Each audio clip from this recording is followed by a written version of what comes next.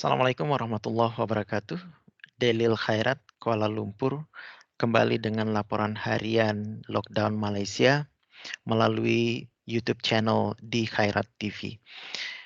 Hari ini adalah Rabu, 15 April 2020. Malaysia telah menyelesaikan 29 hari PKP.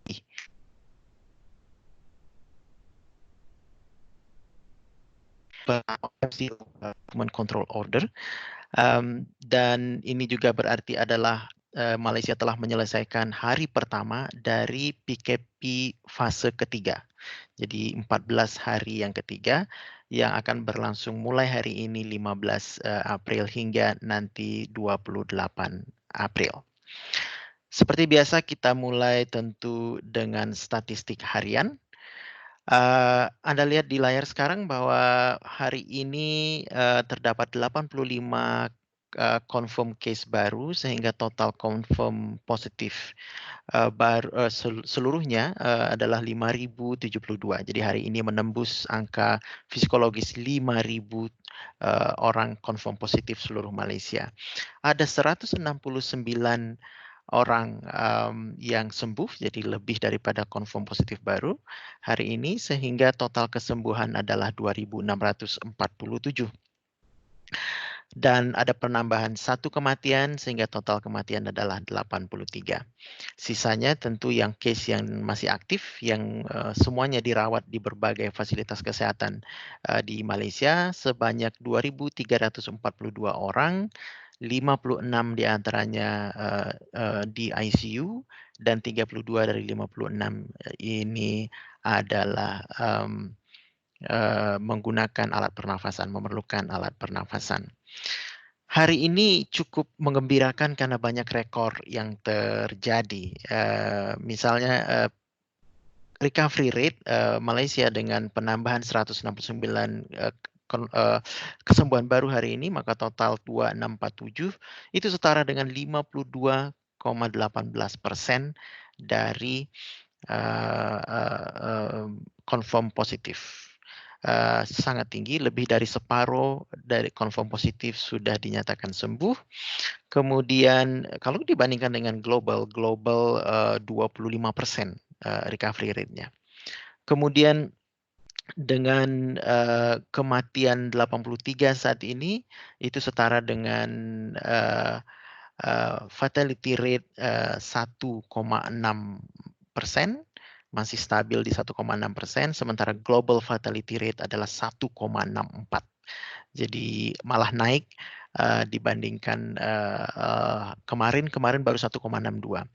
Ini statistik global yang saya ambil beberapa menit lalu dari Johns Hopkins University website. Anda bisa lihat historical juga hari ini karena telah menembus psikologis threshold 2 juta orang di seluruh dunia sudah terinfeksi coronavirus. Yang meninggal adalah 128.000 dan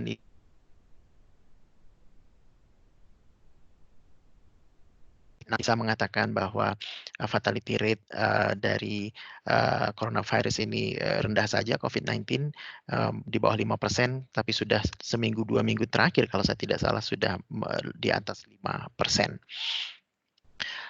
Kemudian yang rekor baru lagi yang diciptakan hari ini dari statistik Malaysia adalah dengan angka 169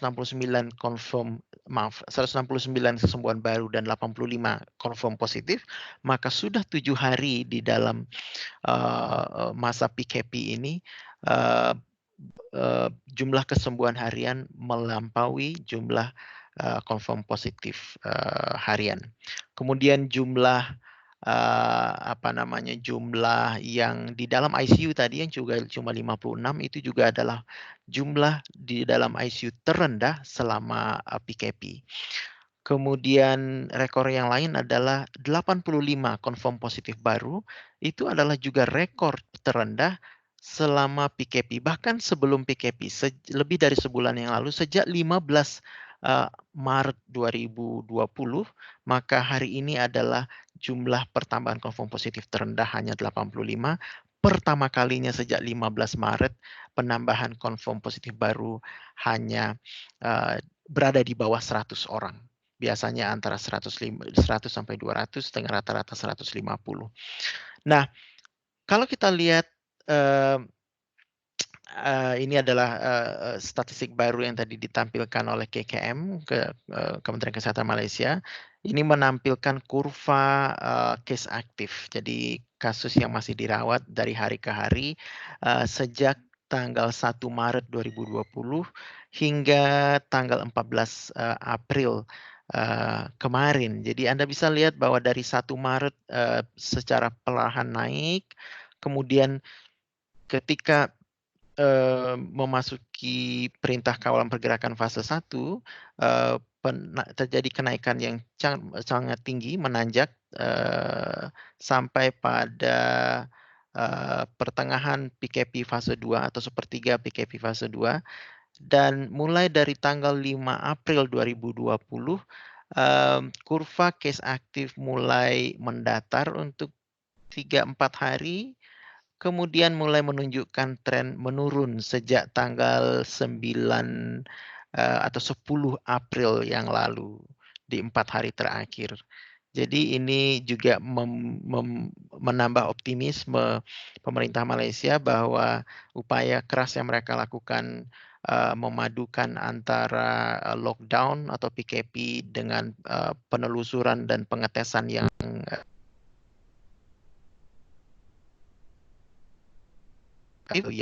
cukup memuaskan sejauh ini sesuai dengan yang diharapkan, karena kurva case aktif sudah mulai menunjukkan tren menurun. Mudah-mudahan ini bertahan untuk selanjutnya.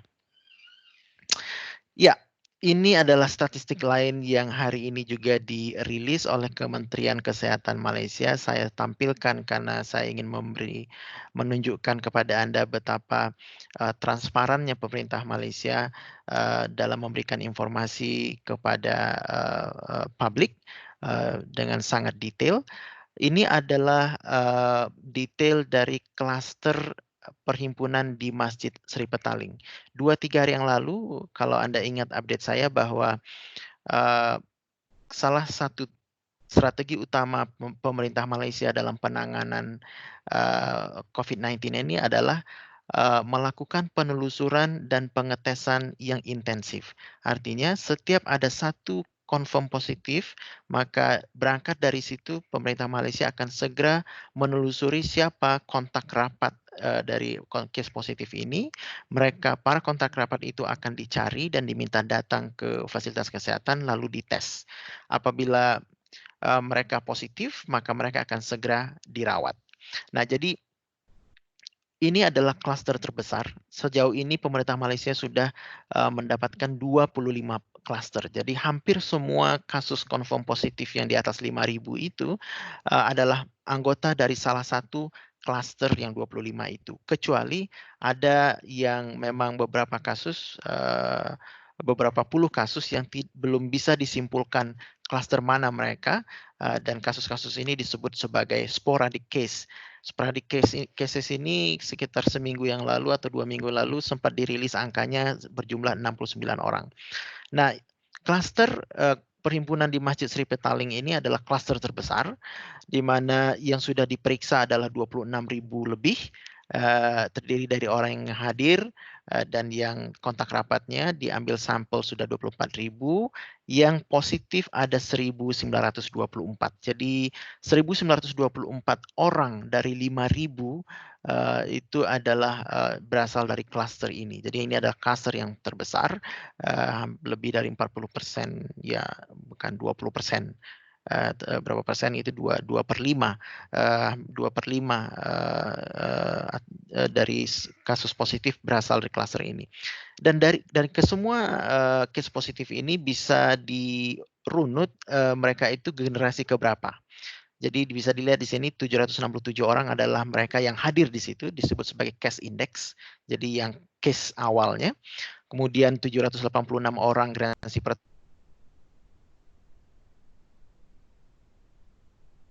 dari generasi kedua tertular dari generasi pertama dan seterusnya hingga untuk klaster perhimpunan di Masjid Sri Petaling ini pemerintah Malaysia sudah mendeteksi telah terjadi penularan hingga generasi kelima dengan detail demikian dan ini informasi sedetail ini tersedia bagi publik hari ini dirilis di Twitter, di Facebook dan juga di channel Telegram dari Kementerian Kesehatan Malaysia.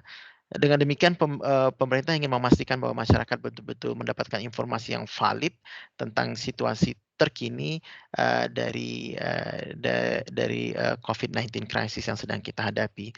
Jadi mungkin ini menurut saya ini adalah sesuatu yang sangat perlu diteladani oleh negara lain yang sedang juga berjuang melawan COVID-19. Jadi itu statistik-statistik yang saya tampilkan hari ini menurut saya cukup menarik, mudah-mudahan bermanfaat bagi Anda.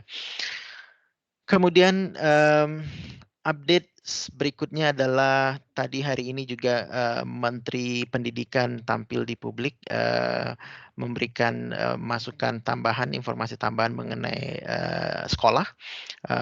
Jadi intinya adalah bahwa tentu sekolah akan sangat terpengaruh. Saat ini sekolah belum dibuka dan pemerintah belum bisa memastikan kapan sekolah-sekolah di Malaysia dan perguruan tinggi juga akan dibuka seperti biasa.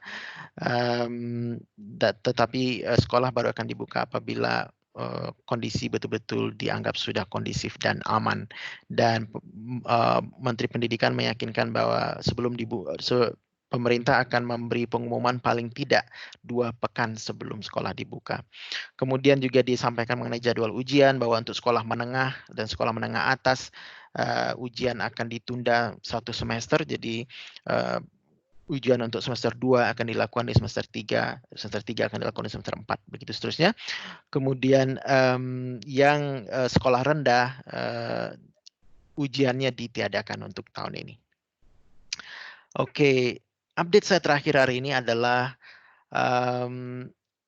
ketika 2 hari yang lalu barangkali Menteri Kanan atau kemarin Menteri Kanan Pertahanan mengumumkan bahwa meski secara umum tingkat kepatuhan publik cukup tinggi di sekitar 97%, tetapi pemerintah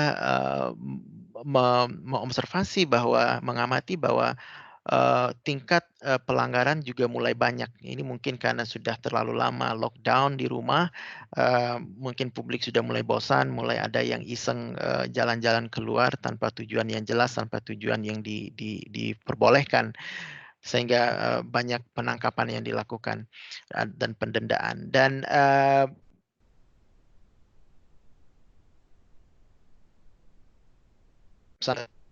hari ini PKP fase 3, maka otoritas kepolisian yang berjaga-jaga dibantu oleh tentara dan unsur lainnya akan lebih ketat, akan lebih strict, dan mereka tidak lagi mengandalkan ancaman denda RM1.000 yang dianggap mungkin tidak terlalu keras.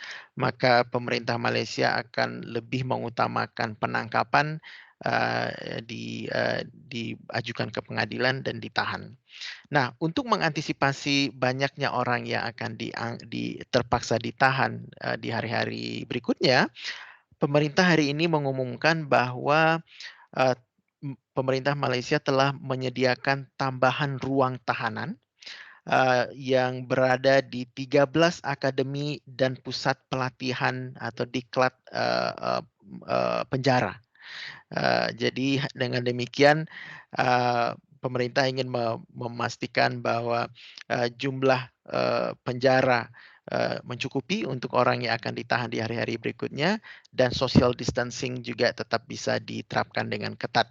Dengan demikian juga pemerintah tidak perlu melepaskan narapidana yang berada di penjara-penjara biasa hanya untuk menampung mereka yang ingkar PKP ini. Jadi luar biasa menurut saya karena bukan hanya kecukupan tempat tidur bagi pasien saja yang dipastikan, juga kecukupan ruang atau tempat untuk menahan mereka yang melanggar peraturan PKP juga diperhatikan oleh Malaysia. Itu saja update saya hari ini. Kalau ada yang bertanya kenapa saya tidak menampilkan background KL View yang indah itu dari salah satu channel YouTube, eee, terpaksa saya harus katakan bahwa mulai beberapa 3 hari yang lalu saya tidak akan lagi menampilkan gambar bergerak karena banyak dari penonton channel saya yang komplain, karena sebagian dari mereka ada yang menderita vertigo dan itu membuat mereka pusing sekali dan tidak bisa melanjutkan mendengarkan update lockdown Malaysia dari saya. Mungkin itu saja. Sebelum berakhir, jangan lupa subscribe ke channel YouTube di Khairat TV untuk mendapatkan update harian yang rutin tentang lockdown Malaysia, perkembangan COVID-19 di Malaysia. Stay safe, jaga jarak, jangan kemana-mana. Semoga corona cepat berlalu. Wassalamualaikum warahmatullahi wabarakatuh.